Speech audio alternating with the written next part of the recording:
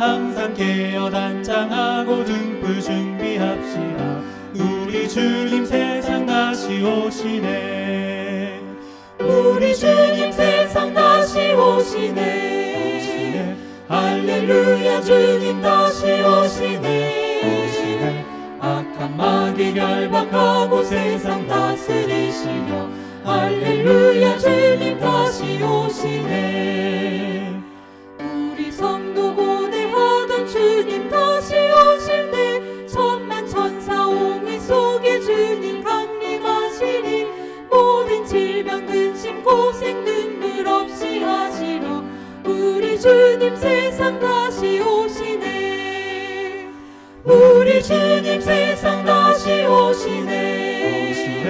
할렐루야 주님 다시 오시네. 악한 마귀 결박하고 세상 다스리시러 할렐루야 주님 다시 오시네.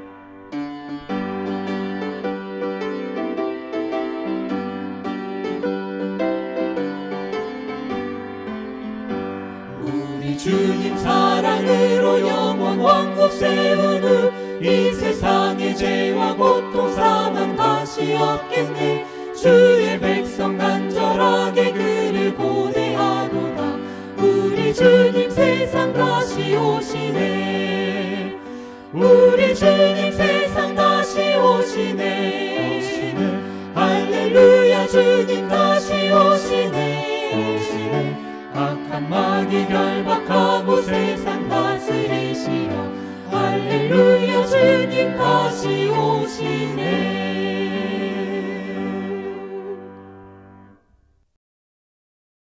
내 맘에 근심 말라. 아버지와 날 믿으라. 하늘 집에 있을 곳이 많으니 너희 있을 곳 예비하리라. 주 맞을 준비하고 있나. 주 맞을 준비하고 있나. 만일 오늘 밤 주 오신다면 주 맞을 준비하고 있나. 왜 머뭇거리는가. 주의 약속을 믿으라. 주가 보여 흘려 너를 샀으니 널 내리러 주가 오시네. 주 맞을 준비하고 있나. 주 맞을 준비하고 있나. 만일 오늘 밤 주 오신다면 주 맞을 준비하고 있나.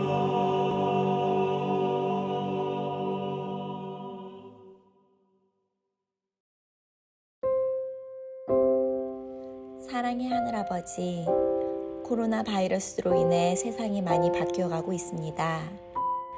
그러나 늘 변함없으신 하나님의 사랑과 자비에 하나님을 찬양합니다. 서상규 목사님을 모시고 길을 잃은 자들을 위하여 필요한 성령의 말씀을 전하려고 합니다. 성령의 인도하심으로 저희들의 마음 문을 열어주셔서 하나님의 음성이 저희 마음속에 들어오도록 인도하여 주시옵소서. 이 말씀이 저희 인생의 전환점이 되고 하나님을 다시 찾고 다시 알아가는 시간이 되도록 인도하여 주시길 바라오며 예수님의 이름으로 기도드렸습니다.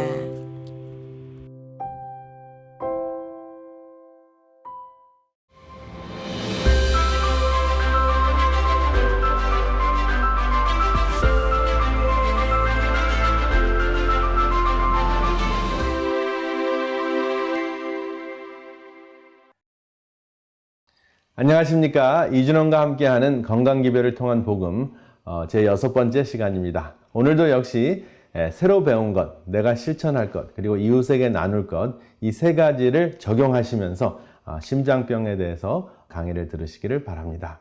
내 가족이 심장병이라면 어떻게 하시겠습니까? 심장병은 흉부통증으로 시작이 되는데요. 이 흉부통증은 압박감이나 또 가슴을 꽉 조이는 듯한 그러한 느낌입니다. 콕콕 쑤시는 것이 아니라 답답한 느낌인데요. 이 심장혈관 질환은 44초에 한 명씩 사망하는 질환이고요. 1년의 사망률의 60%를 차지합니다. 사망률 1위입니다. 요즘에 코로나 바이러스 감염이 30초에 한 명씩 감염이 된다고 하죠. 사망이 아니고. 그래서 이 심장병과 대조되는 또 비교할 수 있는 질병이기도 합니다. 그렇지만 여전히 심장병이 우리의 생명을 앗아가는 가장 큰 주 원인입니다. 이 심장병을 한마디로 하면 가장 많이 죽는 병이라고 할 수 있습니다. 그리고 별명을 붙이자면 막히는 혈관이라고 할 수 있습니다. 심장을 먹여 살리는 관상동맥이 막혔을 때 심장병이 생기는 것이죠. 이렇게 사진에 나타난 대로 심장병 때문에 생기는 흉부통증은 이러한 현상이 일어납니다. 그리고 혈관이 막히는 이러한 문제가 생기는데, 동맥경화로 막힌 관상동맥들은 조영술로 일단 확장시킬 수 있습니다. 그런데 다시 막힐 수 있거든요. 그래서 다시 막히는 조영술이나 현대의학에 의존을 하다 보면 약을 꼭 써야 되는데, 약을 쓰는 것보다 미리 예방을 하거나 또 우리의 생활 습관으로 다시 막히지 않는 혈관을 유지하는 것이 매우 중요합니다. 여기 보면 치료 전과 치료 후에 사진이 있습니다. 조영술 치료인데요. 치료 전은 이렇게 혈관이 아주 좁게 막혀 있는 부분이고요.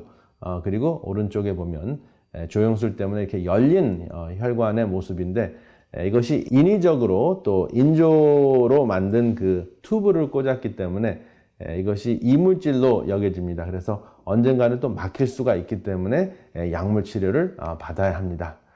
조영술 후에 먼저 심장에 무리가 가지 않도록 박동수를 줄여주는 약물 복용을 해야 되는데, 아티놀롤이라는 것들은 이제 박동수를 줄여줍니다. 그래서 심장 박동이 지나쳐지면 심장이 피곤해지고 또 산소 사용량이 증가하기 때문에 힘들어지는 것을 예방하는 그러한 약입니다. 그렇지만 이것이 인위적으로 심장 박동수를 줄이기 때문에 다른 후유증도 있습니다. 대표적인 것이 몸에 기력이 하나도 없고, 그리고 많은 경우에는 성기능이 저하된다는 것을 호소합니다. 그리고 LDL 콜레스테롤을 감소시키는 스테튼 약물이 있는데요. 이 스테튼 약물은 이렇게 다양한 도수가 있는데, 이렇게 막히는 혈관들을 다시 막히지 않도록 LDL 수치를 낮춰주는 그러한 기능을 하는 약물을 복용을 합니다. 그런데 이것의 가장 큰 문제는 또 후유증이 있는데요. 근육통이 매우 심할 수도 있습니다.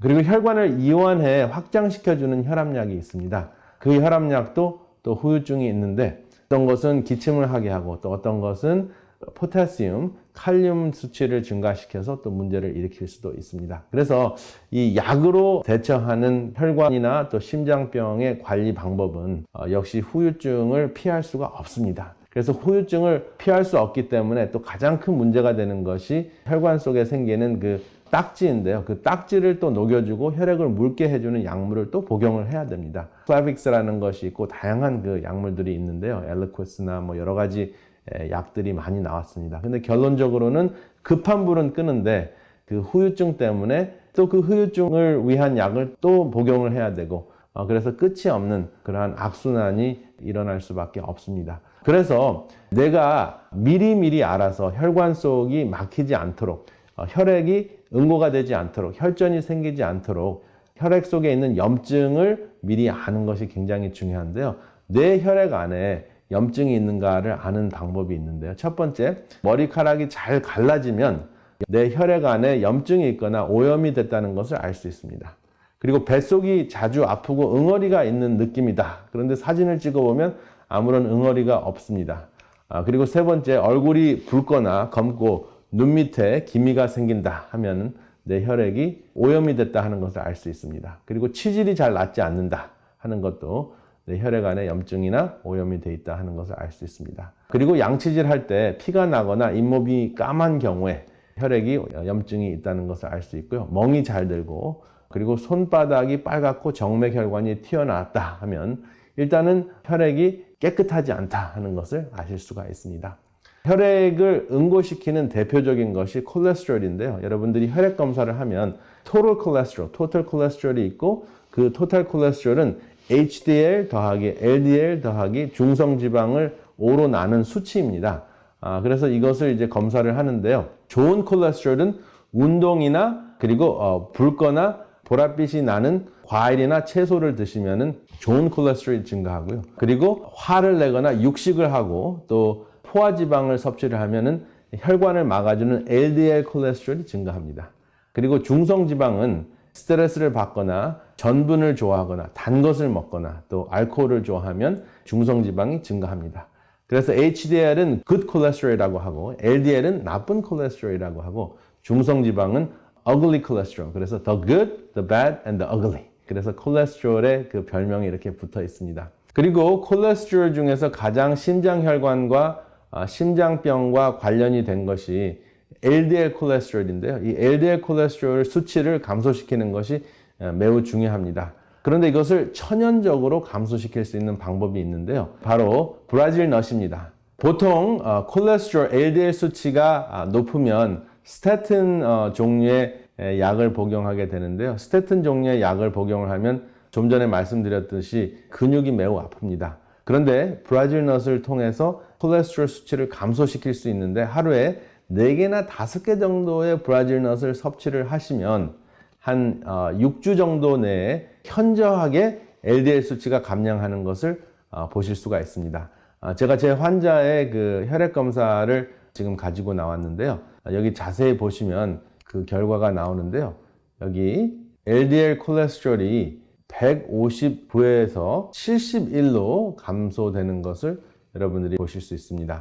그래서 브라질 넛 20g이 한 5개 정도 되는데요. 이렇게 심버스타틴이라는 약을 40mg씩 드셨던 분이 이 약을 끊으시고 브라질 넛을 4-5개를 한 6주 정도 드시니까 거의 절반으로 LDL 콜레스테롤, 심장혈관을 막아주는 콜레스테롤이 감소가 된 것을 확인을 하고 굉장히 기뻐서 저에게 연락을 하셨습니다. 그래서 실제적으로 우리가 식생활로 콜레스테롤을 감소시킬 수 있습니다. 약에 의존하실 필요는 없습니다.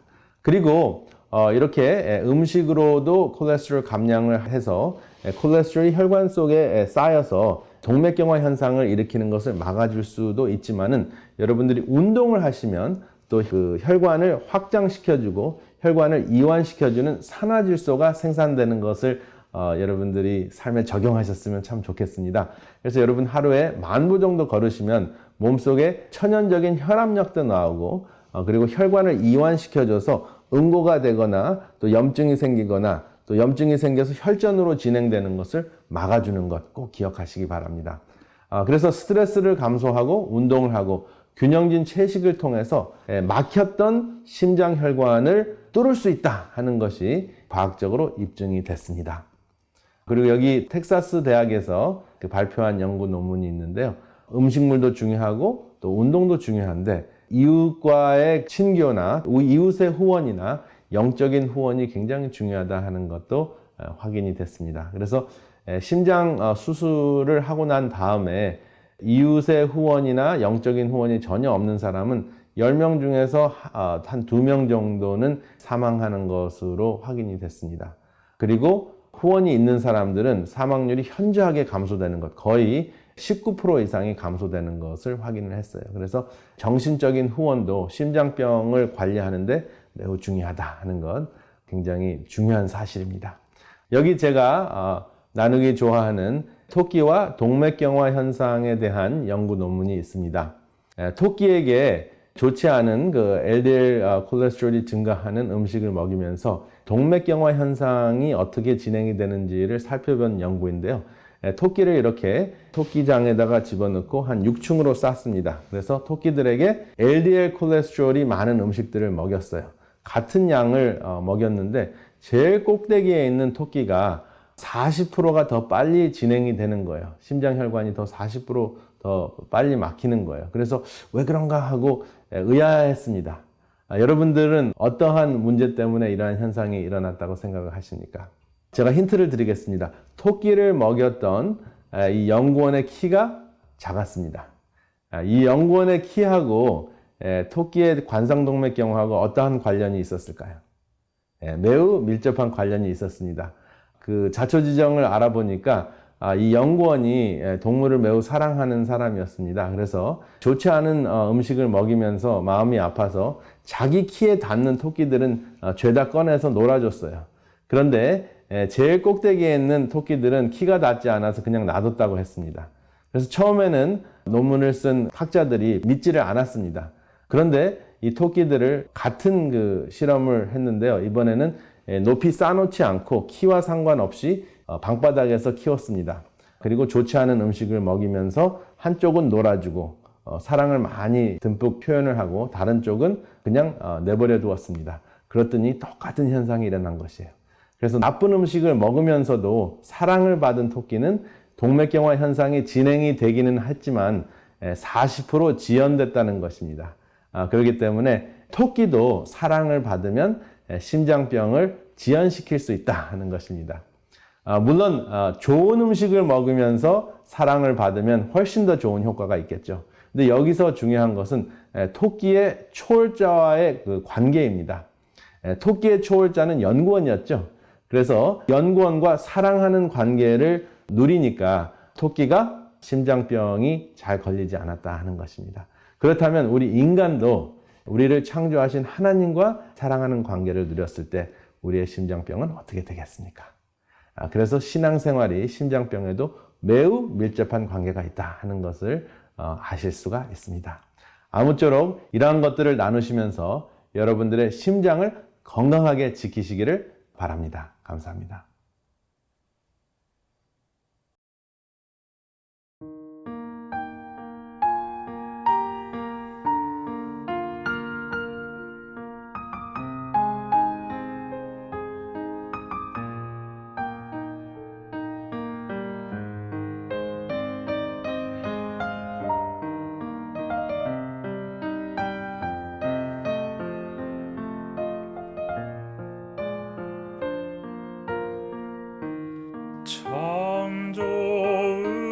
창조으신 주님 귀하신 나의 주 늘 가까이 계시니 나 두려움 없네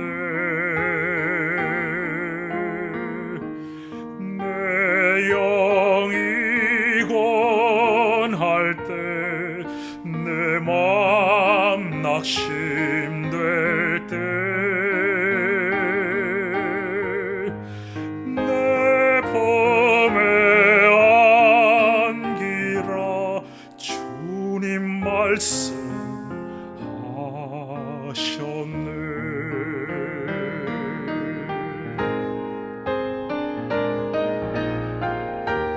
광야 같은 세상 주만 의지하며 주의 인도하심 날 강건케 하시며 주의 사랑 안에서 살게 하소서 주만 의지하리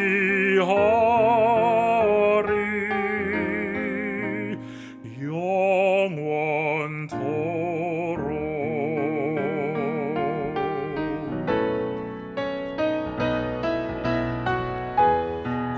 광야 같은 세상 주만 의지하며 주의 인도하심 날 강건케 하시며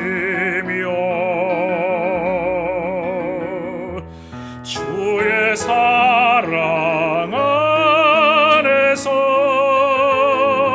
살게 하소서. 주만 의지하리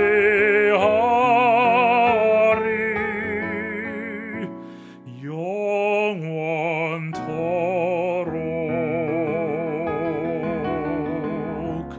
주만 의지하리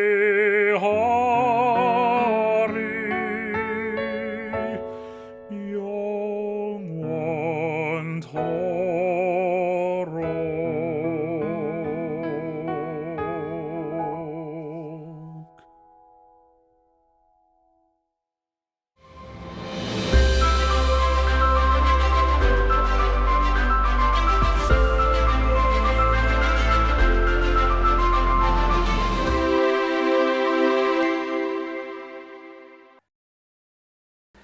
계속되어지는 예언 세미나에 참여하신 여러분들을 환영합니다.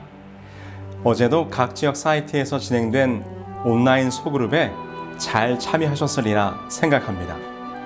부디 소그룹을 통하여 여러분 모두가 구원의 길을 함께 찾아가는 믿음의 가족들이 되기를 바라겠습니다. 여러분, 칠흑 같은 어둠을 경험해 보신 적이 있으신가요? 언젠가 제가 휴가 중에 금광을 구경 갔던 적이 있었습니다.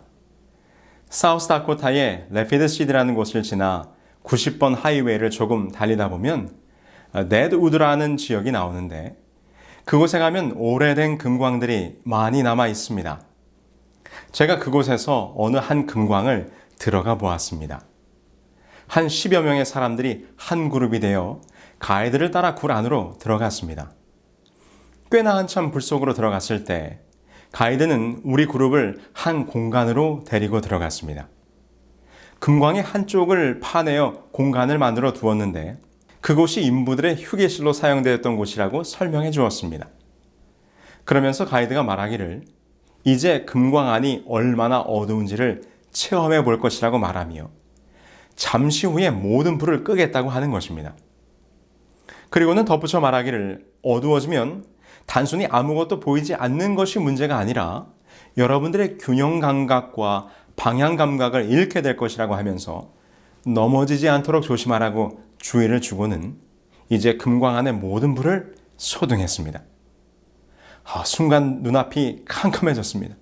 정말 캄캄한 어두움이 열려진 눈꺼풀을 지나 가슴까지 밀려 들어왔습니다.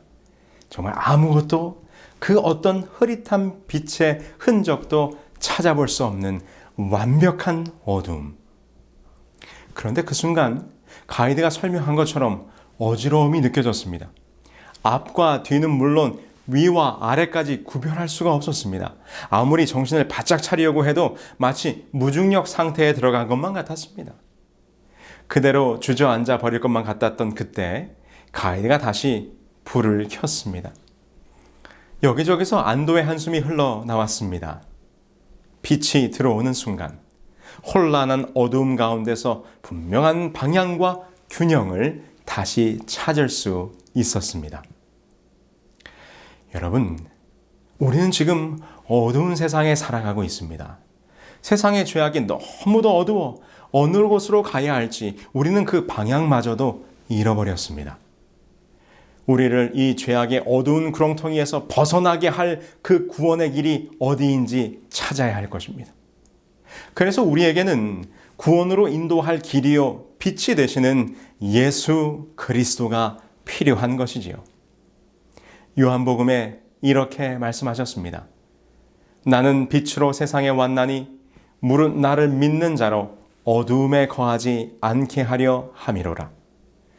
내가 곧 길이요 진리요 생명이니 나로 말미암지 않고는 아버지께로 올 자가 없느니라. 예수님 자신이 우리를 어두운 죄악 세상에서 건져내실 구원의 빛이요, 구원의 길이 되시는 것입니다. 그런데 놀라운 사실은 예수 그리스도를 통하여 우리로 구원에 이르도록 설계하신 그 구속의 계획과 원리가 이미 구약시대에 우리들에게 주어졌다는 것입니다. 죽을 죄인이 용서를 받고 구원을 얻는다는 것은 무엇일까요? 어떤 이치로, 무슨 원리로 누가 누구의 죄를 용서하고 구원하는 것입니까? 이 오묘하고 신비한 일은 범죄한 아담과 하와를 위하여 하나님께서 만들어 입히신 가죽옷에서부터 시작이 됩니다. 범죄한 그들의 수치심과 두려움을 덮어주기 위하여 하나님께서는 양을 잡으셨습니다. 이는 히브리서 9장 22절의 말씀처럼 죄의 문제를 해결하기 위해서는 반드시 피 흘림이 있어야 함을 보여주는 상징적인 사건이었고, 그 뒤로 하나님의 백성들은 양의 희생을 통해서 죄를 해결하고 하나님과 화목한 관계를 유지하며 살아갔습니다. 이것이 모세에 의해서 세워진 성막에서부터 질서 있고 체계적인 성서 제도로서 자리를 잡게 된 것입니다. 그래서 모든 성서의 모양과 성서에서 행해지는 의식의 의미들 속에는 하나님께서 죄를 해결하시고 구원하시는 원리가 담겨지게 된 것이지요. 그래서 이 성서가 곧 구원의 계획표가 되는 것입니다. 그래서 성서의 모습을 하나하나 살펴보면 구원의 계획의 중심이요 구원의 길이신 예수 그리스도가 곳곳에 상징되어지고 있음을 발견하게 됩니다. 그럼 먼저 구원의 계획표인 성소의 모습을 조금 살펴볼까요? 성소는 바깥뜰과 성막으로 구분되어 있었습니다. 그 중에 바깥뜰은 세마포 휘장으로, 다시 말해서 천막 울타리로 둘러쳐져 있었습니다.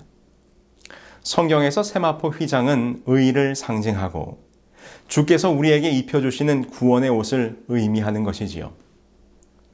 여러분, 한번 이렇게 상상해 보시기 바랍니다. 여기 한 사람이 속세의 진영을 떠나 성소를 향하여 가고 있습니다. 그의 손에는 그의 죄를 대신하여 죽을 희생 제물이 있습니다.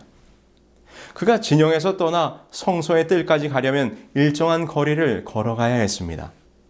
아마도 그는 오는 도중에 자신이 성소를 향해 출발하는 것을 목격한 이웃들의 험담을 듣게 될는지 모릅니다.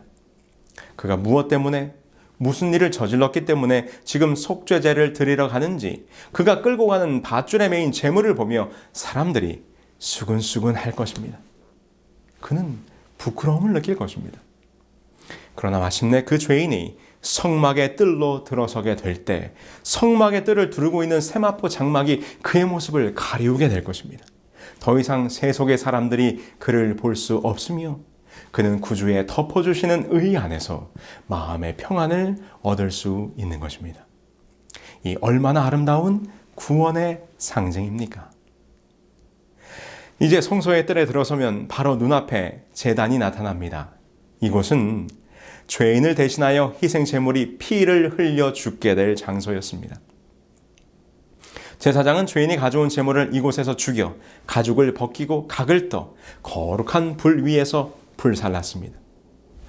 우리는 이곳에서 어떤 구원의 장면을 발견할 수 있습니까?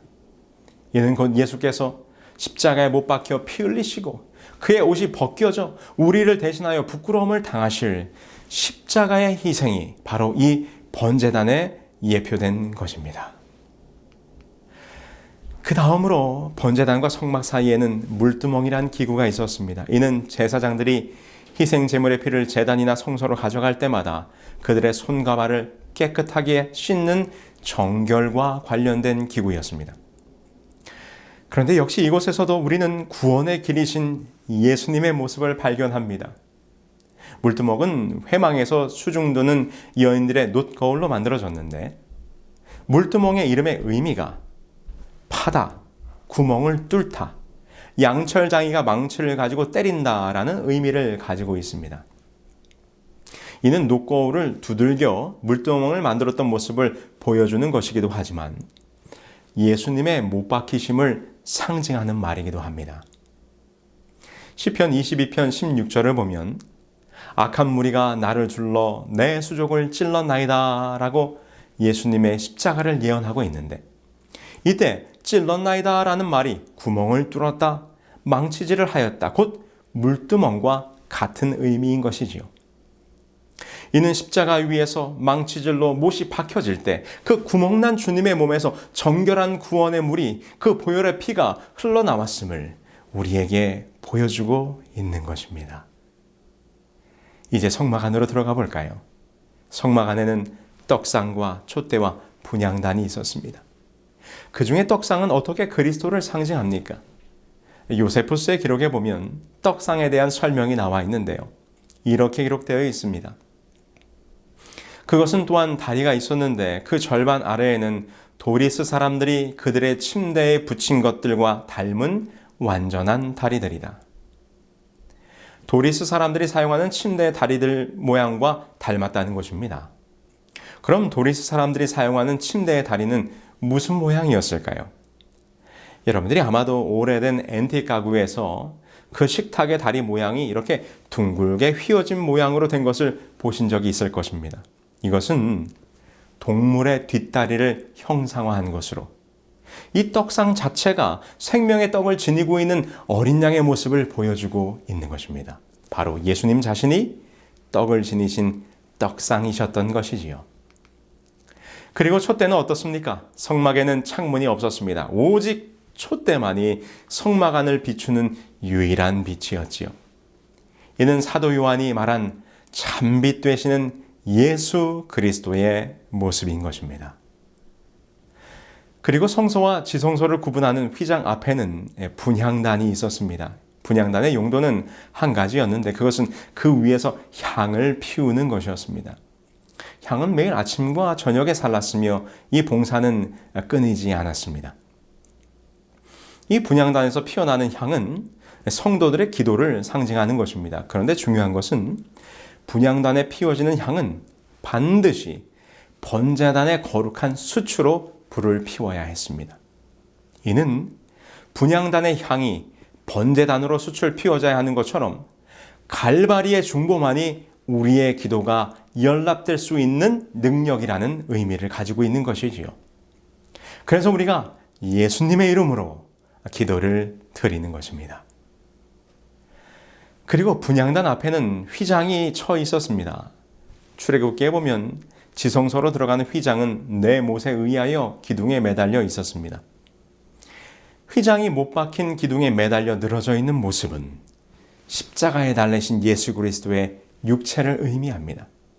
그래서 예수께서 십자가에서 죽으실 때 성소의 휘장이 위에서부터 아래로 찢어짐으로 그리스도의 죽으심을 상징하였던 것입니다.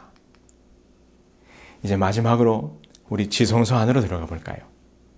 지성소 안에는 언약궤가 놓여져 있었습니다. 이 언약궤 안에는 십계명이 들어 있었는데요. 이것은 멸망받을 인류를 구원하시는 여호와의 언약이 하나님의 율법에 기초를 두고 있기 때문이었습니다. 그래서 성경은 이를 여호와의 언약궤라고 칭하고 있는 것입니다. 특별히 이 언약궤를 덮고 있는 그 덮개를 속죄소라 하였는데요. 우리가 율법 앞에서는 죽을 수밖에 없는 죄인이지만 예수 그리스도의 은혜로 우리의 죄를 덮어주셨기에 히브리서는 그 덮개를 은혜의 보좌라고 설명한 것입니다. 자, 우리는 이렇게 성소의 모습 속에서 우리의 구속을 위한 구원의 계획이 표상적으로 담겨져 있음을 확인해 보게 됩니다. 성소의 기구들과 그곳에서 행해졌던 예식들이 한결같이 우리의 구원의 길이신 예수 그리스도를 보여주었던 것이죠.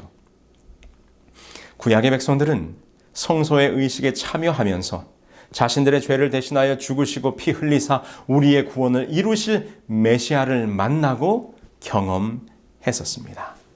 그리고 마침내 그 모든 상징의 원형이신 예수님께서 이 땅에 오사 십자가에서 희생당하셨을 때 이 땅에 세워진 성소의 역할은 그 기능을 다하게 된 것입니다.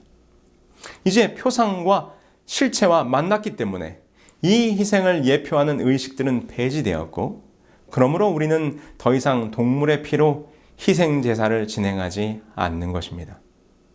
구주께서는 그분의 속죄 희생을 십자가에서 완성하셨습니다.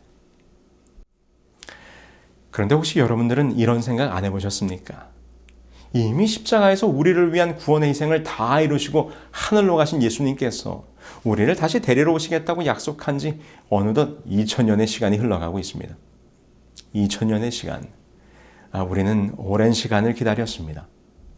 그런데 주님은 왜 아직 오시지 않을까요? 주께서는 십자가 이후에 우리의 구원을 위하여 무엇을 더 하셔야 할까요? 여러분, 하나님께서는 구원의 계획표를 가지고 계셨듯이 또한 구원의 시간표 또한 가지고 계십니다.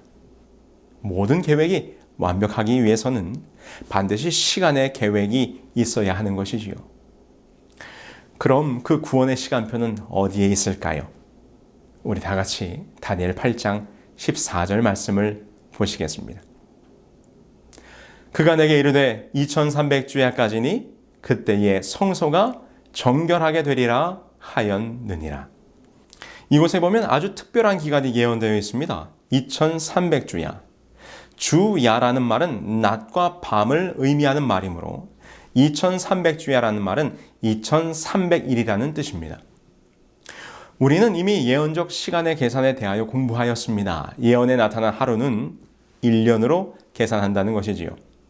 그렇다면 이곳에 예언된 2300주야는 곧 2300년이라는 시간으로 해석이 되는 것입니다. 그렇다면 이 2300년이라는 시간표는 무엇일까요? 이것이 우리의 구원의 시간 계획과 어떤 관련이 있는 것일까요? 이 시간, 이 예언된 기간에 대하여 잠깐 살펴보고자 합니다. 먼저 성경에서 가장 긴 시간을 예언하고 있는 이 2300주야, 전체 2300주야 중에서 70주일은 따로 구분되어 있었습니다. 다니엘서 7장 24절 25절을 보실까요?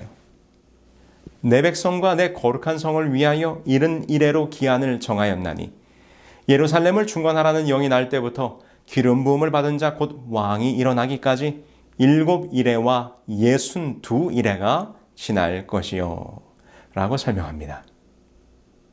여기에 보면 70일에가 나오는데 이 70일에가 너와 너의 거룩한 성 곧 이스라엘을 위하여 정해진 기간이라는 것입니다. 그런데 이곳에 기한을 정하다라는 말은 히브리어로 잘라낸다라는 말입니다. 그래서 이 표현으로 볼 때 지금 가브리엘이 설명하고 있는 이 70일에는 별도의 기간이 아니라 이 70주일이 전체 2300주야 가운데 따로 잘라낸 기간인 것으로 우리는 이해할 수 있는 것이죠. 바로 이 도표처럼 말입니다. 먼저 우리 70일의 구성을 한번 보실까요? 70주일은 예루살렘을 중건하라는 영이 날 때부터 시작하여 기름 부음을 받은 자 곧 왕이 일어나기까지 7일에와 62일에가 지난다고 되어 있고요. 다니엘서 9장 27절에 보면 마지막 한 일에가 추가되어 있습니다. 그래서 7일에 곧 7주 더하기 62일에 더하기 마지막 한 일에 1주는 모두 합하면 70일에 곧 70주가 되는 것입니다. 자, 그렇다면 2300주야 예언의 시작점이자 이스라엘 백성들을 위하여 구별된 이 70일의 시작점은 언제입니까? 천사 가브리엘은 말하기를 예루살렘을 중건하라는 영이 날 때부터가 시작점이라고 설명합니다. 지금 이 말은 바벨론에 의해서 파괴당한 예루살렘 성을 다시 재건하라는 왕의 명령이 있을 것인데 그때가 바로 이 예언 시간표의 시작점이라고 하는 것입니다. 그럼 역사적으로 예루살렘 중건령은 언제 있었는지를 확인해 보면 될 것입니다. 실제 역사 속에서 예루살렘을 중건하라는 영은 3번 있었습니다. 그런데 우리는 그 중에서 기원전 457년에 내려진 아닥사스다 왕의 중건령을 가브리엘 천사가 말한 예루살렘을 중건하라는 영이 날 때로 인정합니다. 왜냐하면 성경에 기록된 중건, 이 슈브라는 말이 단순히 건물의 재건만을 의미하는 것이 아니라 모든 권한도 돌려주는 것을 의미하기 때문입니다. 앞서 2번의 중건령은 주로 성전 재건에 관한 것이었지만 비로소 3번째 조서에 의하여 유대인들이 하나님의 법에 따라 그들의 땅을 다스릴 수 있는 자치권이 부여되었음을 우리 스가랴 7장 7절 25절에 보면 알 수 있습니다. 이에 대해서는 레온 우드의 이스라엘 역사에서도 이렇게 설명합니다. 3차 중건연합 때 에스라는 페르시아 왕으로부터 주목할 만한 특권을 부여받았다. 그 특권은 바로 예루살렘으로 돌아가기를 원하는 사람들을 데려갈 수 있는 권한과 예루살렘 성전을 위한 기금을 페르시아 제국 국고에서 쓸 수 있는 권한, 성전에 쓰일 동물들을 살 수 있는 권한, 성전에서 일하는 사람들을 페르시아 세금 납부로부터 면제시키는 권한, 그리고 유대 땅에서 치안 판사를 임명하여 여호와의 율법을 지키게 하고 범하는 자의 생명을 다룰 수 있게 하는 권한 등이었다. 그리고 그 다음 7주일, 곧 49년 뒤에는 성이 중건되어 거리와 해자가 이룰 것이라고 예언되어 있는데요. 이는 실제로 에스라와 느헤미야의 노력으로 예루살렘의 중건이 맞춰지게 되는데, 그때가 페르시아의 다리우스 왕 15년으로 바로 457년부터 정확히 49년 후인 기원전 408년인 것입니다. 자, 그럼 계속해서 보실까요? 그리고 예언된 기간이 62일에 곧 62주일입니다. 연수를 하면 434년입니다. 그럼 도표상으로 기원전 408년부터 434년이 흘러가게 되면 이때는 서기 27년이 되는 것입니다. 그럼 이때에 무슨 일이 일어난다고 예언되어 있습니까? 다시 한번 다니엘서 9장 25절을 봅니다. 그러므로 너는 깨달아 알지니라. 예루살렘을 중건하라는 영이 날 때부터 기름 부음을 받은 자 곧 왕이 일어나기까지 7이레와 62이레가 지날 것이요. 기름 부음을 받을 자의 등장이 예언되어 있습니다. 기름 부음을 받을 자는 누구입니까? 이는 곧 메시아 예수 그리스도께서 등장하시게 될 것이라는 것입니다. 히브리어의 메시아, 헬라어의 그리스도가 모두 기름 부음이라는 의미를 가지고 있습니다. 이 일은 예수께서 서기 27년 가을 요단강에서 침례를 받으시고 공생애를 시작하였을 때였음이 분명합니다. 그러면 역사적으로 예수님이 침례를 받으신 때가 정말 서기 27년일까요? 우리는 성경 누가복음에서 그 힌트를 얻을 수 있습니다. 누가복음 3장 1절에 보면 예수께서 침례를 받으신 때를 로마 황제 디베리오 가이사 제15년이라고 설명하고 있습니다. 바로 이때를 그리스도의 봉사 연대에 맞춰 보면 예수님의 침례는 서기 27년 가을이었음이 확인되는 것입니다. 그런데 우리가 흔히 알고 있는 상식과 조금 맞지 않는 부분이 있습니다. 우리가 현재 사용하고 있는 서력 기원이 예수님의 탄생을 기준으로 해서 제정된 것이기 때문에 예수님께서 침례를 받으신 30세가 되는 해는 서기 31년이 아닌가 하는 것이지요. 그런데 그것은 서력 기원을 추산했던 오류에서 답을 찾을 수 있습니다. 서력 기원은 디오니시우스 엑시구스라는 사람이 로마 건국 754년을 예수님 탄생해로 계산하여 그 해를 AD, 아노 도미니, 주님의 해라고 칭한 것인데, 후에 확인해 보니 예수님의 탄생이 로마 건국 750년임이 역사적으로 밝혀지게 된 것이지요. 이는 현재의 역사로 하면 기원전 4년이 되는 것입니다. 그러나 그때까지 이미 사용한 연대를 모두 고칠 수 없었기 때문에 예수님 탄생을 주전 4년으로 할 때 서기 27년은 예수님이 만 30세가 되던 해로서 예수님의 침대 연도가 서기 27년이 정확하게 맞게 되는 것입니다. 자, 어떻습니까? 지금 이 2300주야의 예언 시간표가 우리의 구원을 위해 오실 예수님 메시아의 출현을 정확히 예언하고 있는 것입니다. 그래서 갈라디아서에서도 때가 참에 하나님이 그 아들을 보내사라고 기록하고 있는 것입니다. 이처럼 예수님께서는 구원의 시간표에 맞추어 이 땅에 오신 것입니다. 그뿐만이 아닙니다. 이 2300주야 예언 시간표 속에는 예수님의 십자가의 때에 관한 예언도 들어 있습니다. 다니엘서 9장 26절, 27절입니다.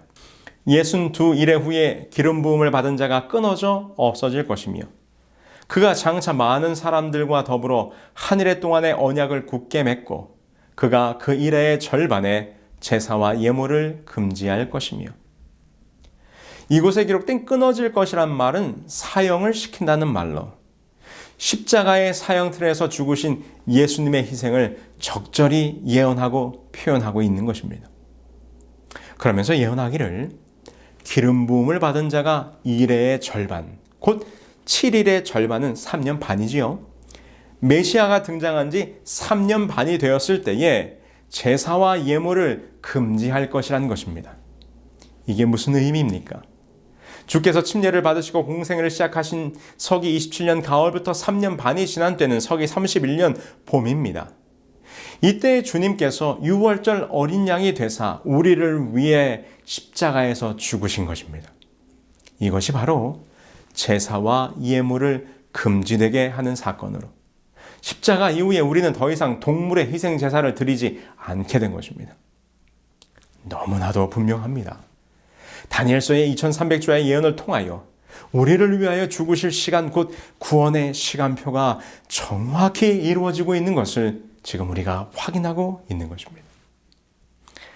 그리고 이스라엘 백성들을 위하여 주어졌던 70일의 마지막 때에는 어떤 사건이 있었습니까? 그때는 서기 34년경으로 스데반 집사님의 순교 사건이 벌어지게 됩니다. 이로써 하나님의 제사장 나라로 부르심받았던 유대 민족이 메시아를 거절하고 스데반을 돌로 쳐 죽임과 동시에 본격적으로 그리스도를 믿는 자들을 핍박하기 시작하면서 하나님의 택하신 선민으로서의 자격을 잃어버리게 된 것이지요.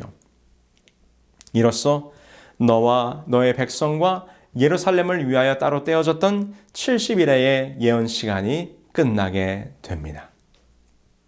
자, 이제 명확해졌습니다. 예수님은 그분의 등장과 삶과 죽음의 시간이 정확히 예언되어졌고 그분은 그 구속의 시간표에 따라 우리의 구원의 약속을 이루셨습니다. 이제 우리는 마지막 한 가지 의미가 무엇인지를 확인해 보는 일이 남았습니다. 바로 그 2300주의 끝 기원전 457년부터 2300년을 계산했을 때 확인되어지는 1844년. 과연 이때에 성소가 정결케 된다는 예언은 무엇을 말하고 있는 것일까요? 여기서 우리는 한 가지를 다시 한번 명확히 해두어야 합니다. 구약의 성소 제도와 모든 절기들이 모든 표상의 원형과 실제이신 예수님의 모든 구속 사업을 예표하고 있다는 것입니다. 이 말은 곧 무엇을 의미하는가? 구약의 성소 제도와 절기들을 생각할 때 우리를 구원하시는 구속 사업은 십자가에서 끝나는 것이 아니라 그 이후에 다른 과정이 더 있다는 것입니다. 유대인들이 지키던 7절기들이 있습니다. 유월절, 무교절, 초실절, 오순절, 나팔절, 그리고 대석제일, 장막절. 이렇게 7절기입니다. 그런데 이 7절기들이 각각 예수님의 구속사역의 면면을 표상하고 있습니다. 유월절은 우리의 죄를 대신하여 죽으신 예수님의 십자가의 희생을 통하여 이루어졌습니다. 두 번째 무교절은 누룩 없는 빵을 먹는 절기였습니다. 이는 죄가 없이 죽으신 예수님을 상징하는 것이지요.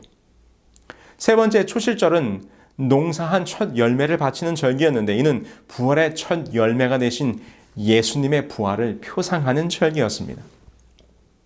네 번째 오순절은 예수님께서 하늘로 승천하셔서 하늘 보좌에 앉으실 때 초실절이 50일째가 되는 날로 초대교회에 성령의 강림 사건이 있었습니다. 그래서 이 절기의 표상대로 구원의 계획이 진행되어지고 있다면 우리 주님께서는 희생양으로서 죽으심과 부활 그리고 승천을 통해 유월절, 무교절, 초실절을 성취하였습니다. 이제 주께서는 초대교회의 오순절 이후에 나머지 절기인 나팔절과 대속제일을 이제는 대제사장으로서 하늘에서 역할을 하시게 될 것입니다.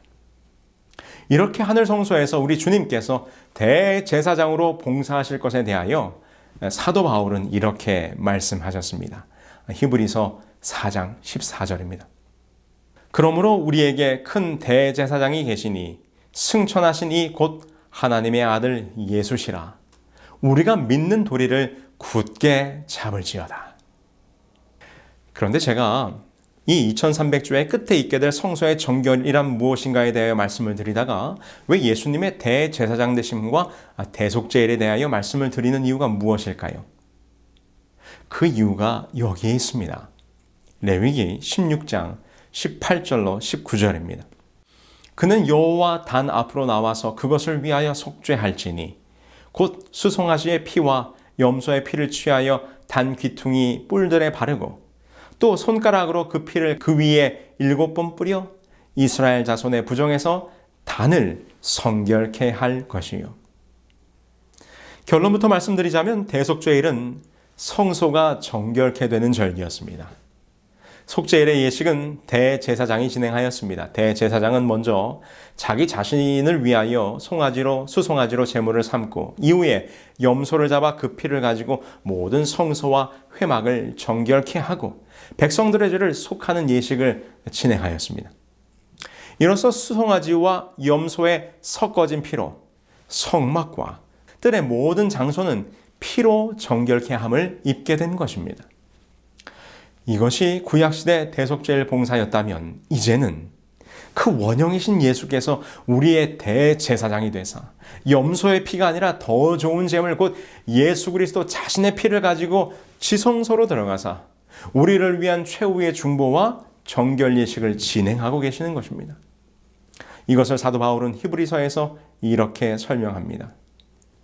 그러므로 하늘에 있는 것들의 모형은 이런 것들로서 정결케 할 필요가 있었으나 하늘에 있는 것들은 이런 것들보다 더 좋은 제물로 할지니라. 이처럼 성소가 정결케 된 예식이 대속죄일이었기 때문에 이제는 주님께서 우리를 위한 더 좋은 제사장이 되셔서 동물의 피가 아닌 당신의 피로 성소를 정결케 하는 대속죄일의 봉사, 곧 2300주야의 끝에 성소가 정결케 되는 예식을 시작하신 것입니다.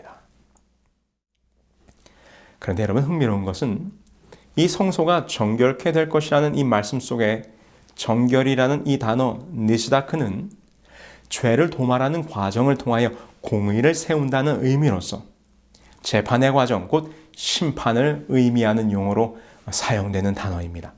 다시 말해서 죄를 도말하여 성소를 정결케 하는 것이란 불의를 제하고 공의를 세우는 심판의 과정이라는 것이죠. 그래서 다니엘서 7장을 보시면 이 심판의 과정이 구체적으로 아주 잘 설명되어지고 있습니다. 다니엘 7장 9절로 10절입니다.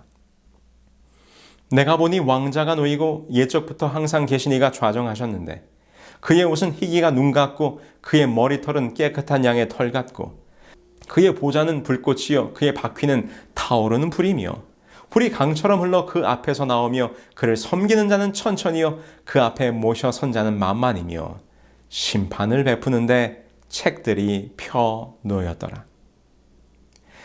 다니엘이 바라보았던 이 장면은 분명히 심판을 진행하는 장면입니다. 이 심판의 장면 속에 심판의 주관자로서 옛적부터 항상 계신 이가 등장합니다. 이분은 누구십니까? 이분은 여호와 하나님이십니다. 너희 무리는 마땅히 일어나 영원부터 영원까지 계신 너희 하나님 여호와를 송축할지어다. 영원부터 영원까지 계시니 곧 옛적부터 계신 이는 여호와 하나님이심이 분명합니다. 그리고 다니엘은 심판의 장소 또한 설명하는데 여호와께서 왕좌에 좌정하셨는데 라고 설명합니다. 하나님의 보좌에서 심판이 펼쳐진다는 것입니다. 그러면 이 하나님의 보좌는 어디입니까? 예레미야 17장 12절에서는 이렇게 설명합니다.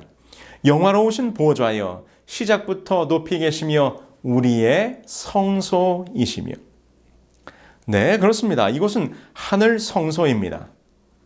그리고는 그 자리에 누가 함께 나오시는가? 그렇습니다. 우리의 대제사장이신 예수께서 우리의 중보자로서 우리를 옹호하기 위한 변호사로서 그 자리에 함께 하십니다. 다니엘 7장 13절 내가 또 밤 환상 중에 보니 인자 같은 이가 하늘 구름을 타고 와서 옛적부터 항상 계신 이에게 나아가 그 앞으로 인도되매. 인자가 누구십니까? 예수님께서 친히 자신을 표현하실 때 인자라고 하셨습니다.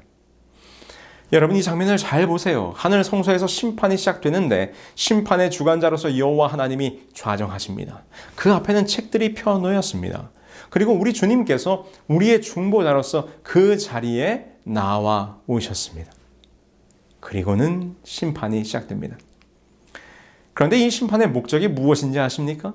다니엘은 이렇게 기록해 주셨습니다. 옛적부터 항상 계신 자가 성도를 위하여 신원하셨고, 이 구절의 개역 개정은 이렇습니다. 성도들을 위하여 원한을 풀어주셨고. 그렇습니다. 이 심판은 악인을 멸하고 죄인을 벌하는 그런 심판이 아닙니다. 이 심판은 당신의 백성들을 구원하시고자 하나님 앞과 온 하늘 거민들 앞에 그들을 신원하는, 원한을 풀어주기 위한 목적의 심판이라는 것입니다. 이 구절을 현대인의 성경은 더욱 우리에게 와닿게 번역하였습니다. 자기 백성이 유리한 쪽으로 심판을 선언하셨으며 때가 되자 성도들이 나라를 얻었다. 이 심판이 하나님의 백성들에게 유리한 쪽으로 진행될 것입니다. 이 심판은 정죄와 벌함을 위한 심판이 아니라 비록 그들이 죄인일지라도 그리스도의 피를 의지하여 회개하였으니 우리의 대제사장 되시는 주님의 중보로 그들이 구원받기에 합당함을 증명하고 선포하는 심판인 것입니다. 그래서 이 심판의 결과로 당신의 백성들이 하늘 왕국을 얻게 될 것이라고 다니엘은 분명히 말하고 있는 것입니다. 어느 날 한 여집사님께서 저에게 전화를 주셨습니다. 전화를 하신 여집사님께서 한 가지 일을 부탁하셨는데, 내일 오전에 콜트에 나가야 하는데 통역을 도와달라는 요청이었습니다. 갑작스럽게 재판 일정이 당겨지면서 미리 통역도 섭외하지 못한 가운데 내일 아침에 당장 콜트에 나가야 되는 급한 상황에 저에게 부탁을 하신 것이었습니다. 간곡히 부탁하시는 집사님의 요청에 도와드리겠다고는 했지만 제 마음에 부담이 되었습니다. 일상적인 업무에서의 통역이었다면 그렇지 않았겠지만 그곳이 일반적인 장소가 아니라 법정인 것입니다. 혹시라도 통역이 매끄럽지 못하여 집사님에게 손해가 될까 염려되기도 하고, 그래서 그날 밤 공부를 합니다. 법정 용어를 영어로 확인하고 정리하고 스몰 클레임에 관한 코트의 장면을 찾아서 유튜브로 영상도 보고 판사를 향하여 정중하고도 정확하게 그리고 간결한 표현으로 해야 한다는 조언에 따라 필요한 표현들을 노트에 몇 가지 정리도 하였습니다. 갑작스럽게 밤이 늦도록 때 아닌 영어 공부를 한 것이지요. 그리고는 그 다음날 집사님을 만나서 함께 다운타운에 있는 콜트에 도착을 했습니다. 검색대를 통과하고 콜트 번호를 확인하고 엘리베이터를 타고 올라가면서 걱정하는 마음을 주체할 수가 없습니다. 그런데 배정된 콜트에 도착을 하니까 보험사 측 변호사가 딱 나와 있는 것입니다. 얼마나 그 변호사가 멋지게 보이든지. 그러면서 제 마음속으로 이렇게 생각했어요. 아이고 집사님, 변호사를 좀 섭외하시지 변호사도 없이 이걸 어떻게 하려고 하나. 사실 지금 돌아보면 별일도 아니었지만 그 당시에는 얼마나 걱정이 되던지. 그러나 여러분, 우리는 걱정할 필요가 없습니다. 지금 하늘의 법정에서 우리를 신원하는 심판이 진행되고 있지만 우리는 결코 혼자 서 있는 것이 아닙니다. 우리를 위한 최고의 변호사, 최고 좋은 로펌, 바로 헤븐 로펌의 에이스 변호사 예수님께서 우리를 위해 변호하고 계십니다. 변호만 하시는가? 성경은 이렇게 기록합니다. 아버지께서 아무도 심판하지 아니하시고 심판을 다 아들에게 맡기셨으니 여호와 하나님께서 심판하지 아니하시고 그 심판의 권세를 모두 다 아들에게 맡기셨다는 것입니다. 할렐루야! 이 얼마나 놀라운 축복입니까? 그에게 심판하는 권세까지 주었으니 우리가 걱정할 것이 무엇이 있겠습니까? 그래서 성경은 당신의 백성들을 위한 심판을 이야기할 때 그것은 매우 기쁘고 복된 일이라고 설명합니다. 주의 심판으로 말미암아 시온산은 기뻐하고 유다의 딸들은 즐거워할지어다. 온 백성은 기쁘고 즐겁게 노래할지니 주는 민족들을 공평히 심판하시다다. 그런데 여러분, 지금 다니엘이 말하고 있는 이 심판의 시기는 언제입니까? 오늘 우리가 살펴보던 주님께서 대제사장으로서 성소를 정결케 하고 당신의 백성들의 죄를 도말하기 위한 대속죄의 시기는 언제입니까? 이는 분명히 절기상 장막절 이전에 있어야 합니다. 다시 말해서 하늘에서 펼쳐질 하늘잔치 이전에 이 성소가 정결케 되는 대속제일, 곧 하나님의 백성들을 신원하기 위한 심판이 재림 전에 있을 것이란 말입니다. 그래서 다니엘서 7장 22절은 이렇게 기록하고 있는 거예요. 옛적부터 항상 계신 이가 와서 지극히 높으신 이의 성도를 위하여 원한을 풀어주셨고 때가 이름에 성도들이 나라를 얻었더라. 그래서 다니엘은 이 심판이 끝난 이후에 구원받은 자들에게 약속된 성도들의 나라가 주어질 것이라고 선언하고 있는 것입니다. 이를 화면에 보시는 2300주야 도표를 통하여 보시면 기원전 457년 예루살렘 중건용으로부터 시작된 2300주야, 주께서 정확히 한 일에와 62일 만에 오셨고 마지막 한 일의 절반 곧 서기 31년에 십자가에서 죽으셨습니다. 그리고 이제 2300주야 끝 1844년부터 성소가 정결케 되는 대속제일, 곧 당신의 백성들을 신원하기 위한 재림전 심판이 시작된 것입니다. 이 대속죄일은 장막절, 곧 주님의 재림과 함께 누리게 될 하늘잔치가 있기 전까지 이어지게 될 것입니다. 그러므로 여러분, 오늘 우리는 실제적 대속죄일의 기간에 살고 있는 것입니다. 이 대속죄일의 기간에 이스라엘 백성들이 그날에 그들의 심령을 괴롭게 하도록 요구를 받은 것처럼 오늘 하나님께서는 우리들에게 진정한 회개를 경험하도록 요구하십니다.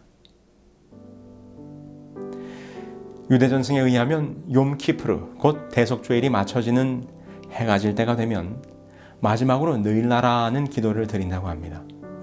그들이 기도할 때 무엇을 위하여 기도하는가 하면 느일나가 드려지는 동안 우리의 생각, 우리의 운명, 우리의 심판은 봉인되었습니다 라고 기도한다는 것입니다. 그런데 흥미롭게도 이 느일나에서 따온 호투메누, 곧 우리를 인치소서라는 말은 나중에 하티마 토바라는 전통적인 이 욤키프루의 인사말로 발전이 되었습니다. 유대인들이 대속죄일 기간에 서로 인사를 나누는 이 하티마 토바라는 말은 이런 뜻입니다. 당신이 잘 봉인되기를 바랍니다. 여러분, 이 마지막 대속죄일의 기간 동안 여러분들의 이마와 손에 하나님의 인이 잘 봉인되기를 소망합니다. 우리를 위한 더 좋은 대제사장 되시는 예수님께서 우리와 함께 계심을 잊지 말고 하늘의 인으로 임봉되시는 여러분 모두가 되기를 간절히 바라면서 오늘 말씀을 마치겠습니다.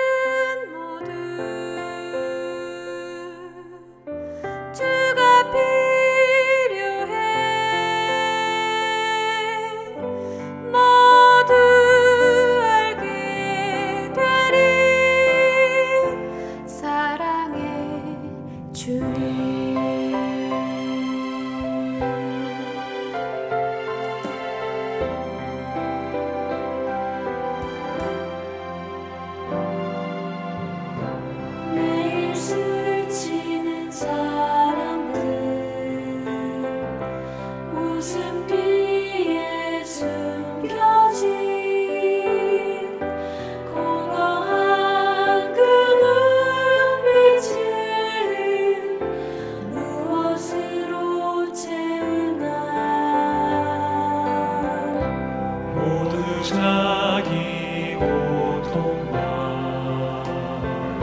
두려움 가득 감춰진 울음소리 주님 들으시네. 그들은 모두 주가 필요해.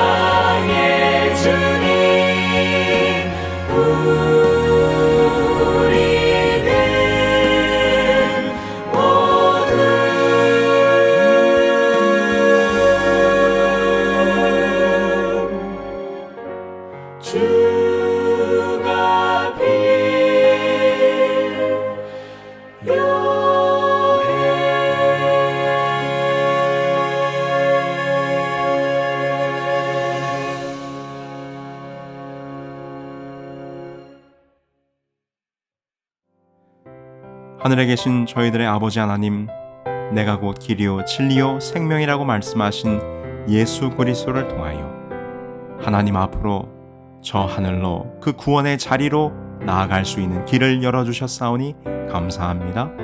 그 구원의 길, 그 놀라운 구원의 시간표에 따라 저 하늘을 소망하며 살아갈 수 있도록 축복하여 주시옵기를 우리 주 예수 그리스도의 이름으로 기도합니다. 아멘. It is written 성경 예언 세미나에 참여하신 여러분 모두를 환영합니다. 이번 세미나에 참여하시는 분들을 위해 성경 연구 기록되었을 때라는 성경 공부 교재를 무료로 드립니다. 총 25권 한 세트로 되어 있는 이번 성경 공부 교재에는 이번 예언 세미나의 강의 내용이 담겨져 있고 뿐만 아니라 성경의 귀한 진리들이 단순하고 간결하게 잘 정리되어 있습니다. 이번 세미나에 등록하시는 분들에게는 누구에게나 무료로 보내드립니다. 교재 신청 방법은 itiswrittenkorea.com에 들어오셔서 메인 페이지에 세미나 등록하기 버튼을 누르신 후 접수 사항을 기입하여 주시면 여러분이 거주하시는 곳에서 가장 가까운 지역 사이트에서 연락을 드리고 책을 보내드립니다. 말씀의 귀한 진리를 쉽게 공부할 수 있는 성경 연구 기록되었을 때 교재를 무료로 받으실 수 있는 기회를 놓치지 않으시기 바랍니다. 감사합니다.